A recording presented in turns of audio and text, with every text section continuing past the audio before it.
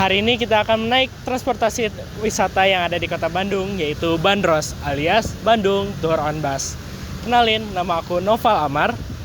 Halo, nama aku Kesha Aulia. Halo, nama aku Gendra Fairan. Halo, nama aku Kesha Friza. Nah, Bandros juga bisa jadi cara untuk keliling Bandung loh. Nah, sambil belajar sejarah dan budaya kota Bandung. Jadi, saksiin terus ya.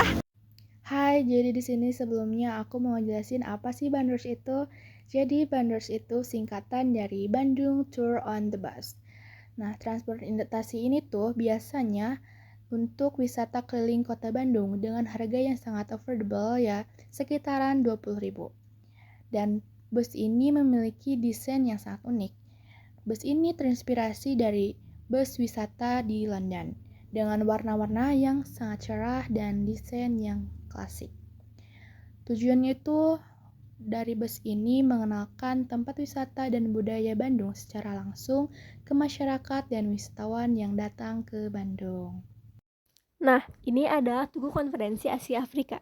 Konferensi Asia Afrika dilaksanakan di Gedung Merdeka Bandung pada tanggal 18 sampai 24 April 1955. Konferensi ini merupakan pertemuan penting bagi negara-negara Asia dan Afrika yang baru merdeka, yang menghasilkan Desa Bandung.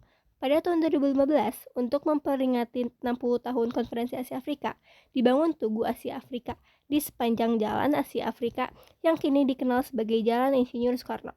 Tugu ini menjadi simbol persaudaraan, kekeluargaan, dan kebangkitan globalisasi antar negara di Asia dan di Afrika. Nah, ini adalah Jalan Bancai. Nama Bancai sendiri berasal dari bahasa Sunda kuno yang berarti tempat istirahat kuda atau kampung yang memiliki banyak kandang kuda. Pada masa kolonial, kawasan ini digunakan sebagai tempat peristirahatan dan pergantian kuda bagi para pelancong serta pengiriman pos.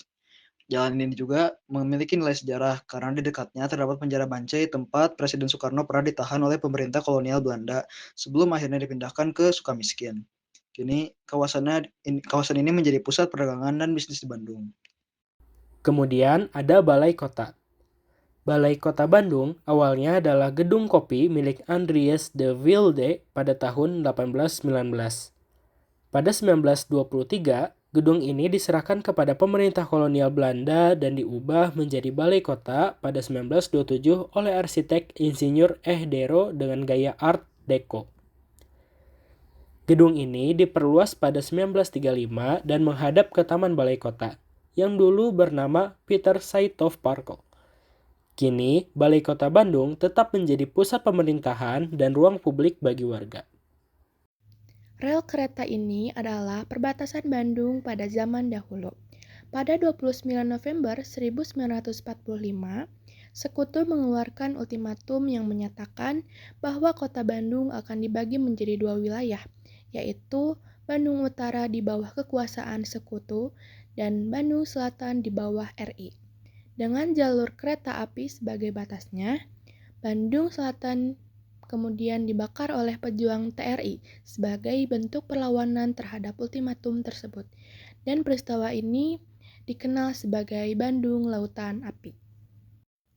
Grand Hotel Prince adalah salah satu hotel tertua di Bandung. Awalnya tempat ini adalah sebuah toko roti yang kemudian diubah menjadi hotel oleh seorang Belanda bernama WHC van Dieterkom pada tahun 1920. Hotel ini berganti nama menjadi Grand Hotel Prince dan mengalami renovasi besar pada tahun 1929 oleh arsitek yaitu C.P. Wolf Shoemaker yang dibantu oleh muridnya yaitu Insinyur Soekarno. Bangunan ini kemudian mengadopsi gaya arsitektur Art Deco yang masih dipertahankan hingga kini.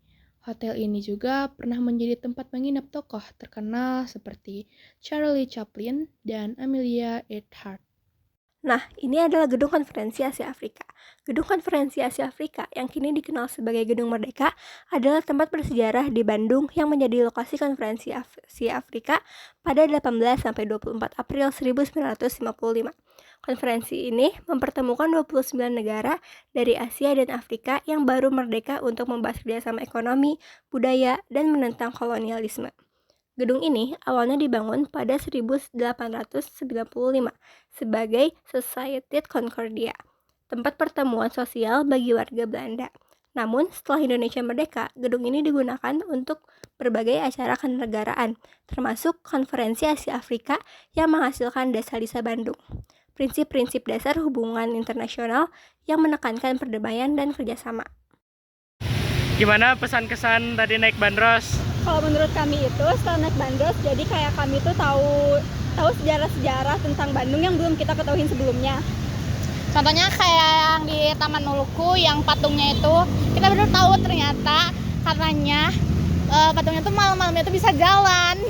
Kayak tiba-tiba hilang gitu. Terus katanya hilangnya tuh apa coba? Dia ngantri mie ayam malam-malam, makanya dia tiba-tiba hilang kayak gitu. Terus kayak yang ternyata Presiden Soekarno itu pernah di penjara Bance yang kayak gitu. Ya. Itu aja sih. Ya. Bye bye. Gimana sih perasaan kalian ketika naik bandros tadi? Aku lebih kayak ngomongin fasilitasnya ya. Yang pertama, sebenarnya di situ kursinya masih rada keras ya. Walaupun harganya sebenarnya terjangkau 20.000 untuk tiap orangnya. Habis itu yang kedua, masih banyak sampah-sampah sebenarnya di bagian bawah kursi. Terus yang ketiga, untuk speaker, untuk bagian tour guide-nya itu menjelaskan sebenarnya masih rada kurang terdengar dengan jelas. Dan yang terakhir tuh sedikit macet, tapi macet mah ya mau gimana lagi kan. Kalau kamu gimana, Gian? Kalau perasaan aku sendiri pas naik bandros tuh, ya aku senang aja gitu bisa keliling-keliling Bandung sambil ngedengerin penjelasan dari tour guide-nya tentang sejarah-sejarah dari berbagai bangunan gitu. Misal tadi kan ada masjid Cina yang cuma ada 2 di Indonesia, satu di Bandung dan satu lagi di Jakarta. Sama kita juga bisa tahu gitu spot-spot tempat makan yang lagi viral, lagi hits itu di Bandung. Jadi ya bisa lah sekali ke situ nanti kapan-kapan.